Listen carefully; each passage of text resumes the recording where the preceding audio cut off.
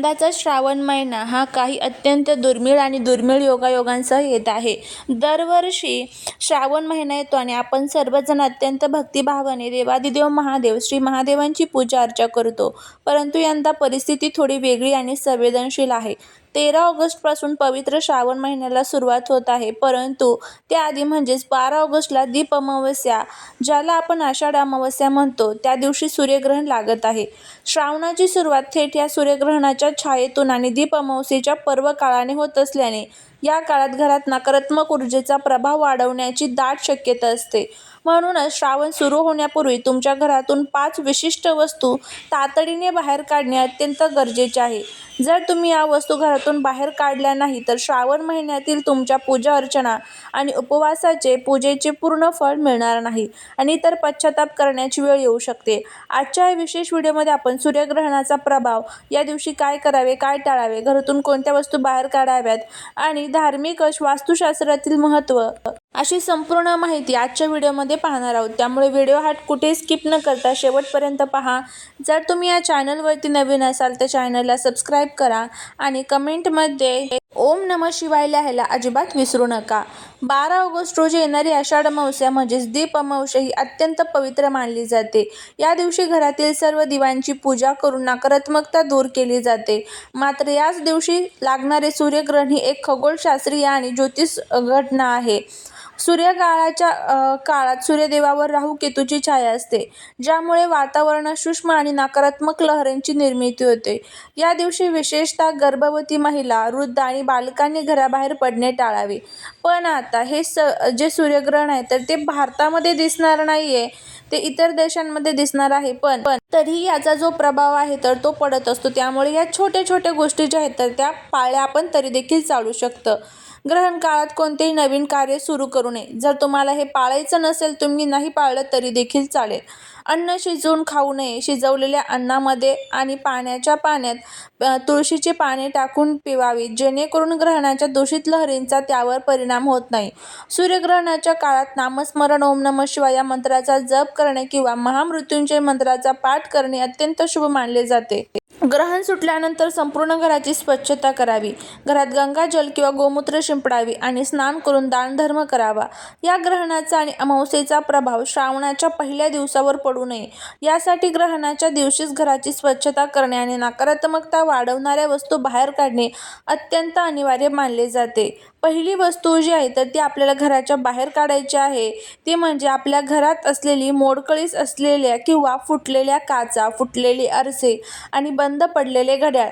वास्तुशास्त्रानुसार बंद पडलेले घड्याळ हे तुमच्या आयुष्यातील प्रगती थांबवते आणि वेळेला नकारात्मक बनवते.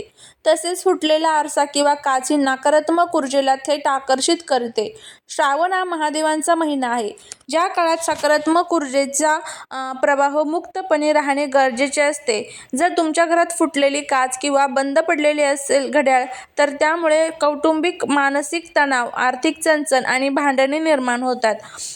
म्हणूनच श्रावण सुरू होण्याच्या आदल्या दिवशीच ही बंद पडलेली दुरुस्त करून घ्या किंवा घरातून पूर्णपणे बाहेर काढून टाका. फुटलेली काच कचऱ्यात टाकताना ती नीट गुंडाळून टाकावी, जेणेकरून कोणालाही दुखापत होणार नाही. दुसरी वस्तू म्हणजे जुने, फाटलेले कपडे आणि वर्षानुवर्ष न वापरलेले, पडून राहिलेल्या अनावश्यक वस्तू. अनेकदा आपण जुने कपडे किंवा निरुपयोगी सामान घरात एका कोपऱ्यात किंवा माळ्यावर साठवून ठेवतो. धार्मिक मान्यतेनुसार साचलेला कचरा आणि जुने फाटलेले कपडे हे दारिद्र्य आणि अलक्ष्मीचे प्रतीक मानले जाते. जेव्हा श्रावणात आपण महादेवांची उपासना करतो तेव्हा लक्ष्मी आणि अन्नपूर्णेचा वास आपल्या घरात असावा अशी आपली इच्छा असते. परंतु या साचलेल्या निरुपयोगी वस्तू घरात राहू दिल्यास घरात नकारात्मक ऊर्जा स्थिर होते आणि सकारात्मकतेला वाव मिळत नाही.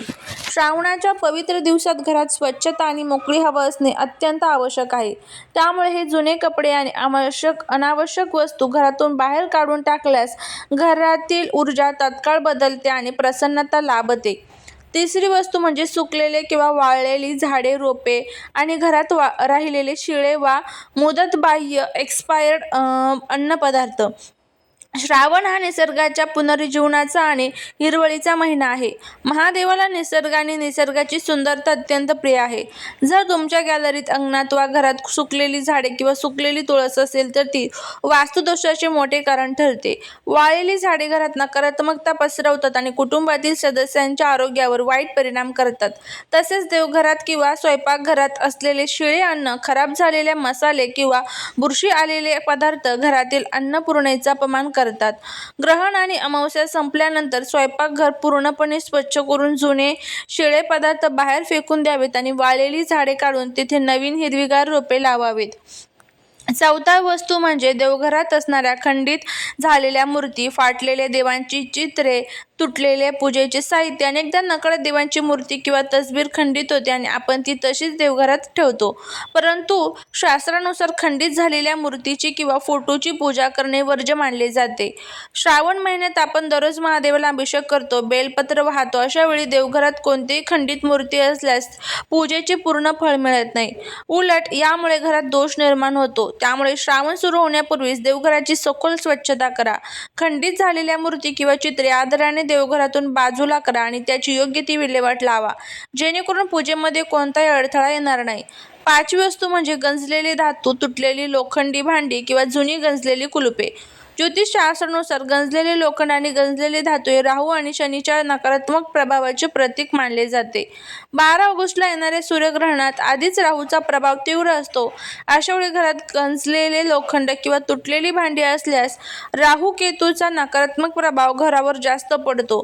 यामुळे घरात अचानक आर्थिक नुकसान होते, आजारपण येणे आणि कामात सतत अडथळे येणे अशा समस्या उद्भवू शकतात. त्यामुळे श्रावण महिना सुरू होण्यापूर्वी घरातील अशा गंजलेला धातू किंवा तुटलेली लोखंडी भांडी शोधून ती घरातून बाहेर काढून टाकावीत, जेणेकरून महादेवाची कृपादृष्टी तुमच्यावर कायम राहील. या वस्तू घरातून बाहेर काढणे जितके महत्त्वाचे आहे तितकीच त्याची योग्य विल्हेवाट लावणे देखील अत्यंत गरजेचे आहे. खंडित झालेल्या मूर्ती, देवांची चित्रे किंवा सुकलेली तुळशीची रोपे कधीही कचऱ्यात टाकू नये. खंडित मूर्ती आणि चित्रे ही वाहत्या पाण्यात, नदीत वा तलावात आदराने विसर्जित करावीत किंवा स्वच्छ मातीचा खड्डा करून पुरून टाकावीत. वाळलेली झाडे मातीत मिसळून खत म्हणून वापरता येतात. फाटलेले किंवा न वापरलेले कपडे जर वापरण्यायोग्य असतील तर ते स्वच्छ धुवून एखाद्या गरजू व्यक्तीला दान करावेत, ज्यामुळे तुम्हाला पुण्य लाभेल. जर ते कपडे पूर्णपणे खराब असतील तर त्याची योग्य ती विल्हेवाट लावावी.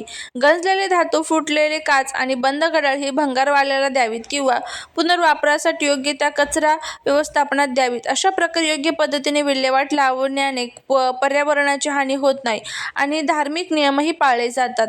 श्रावण सुरू होण्यापूर्वी ह्या 5 वस्तू घरातून बाहेर काढल्याने आणि सूर्यग्रहणाच्या नियमांचे पालन केल्याने तुमच्या घरात सकारात्मकता ऊर्जेचा प्रचंड प्रवाह निर्माण होतो.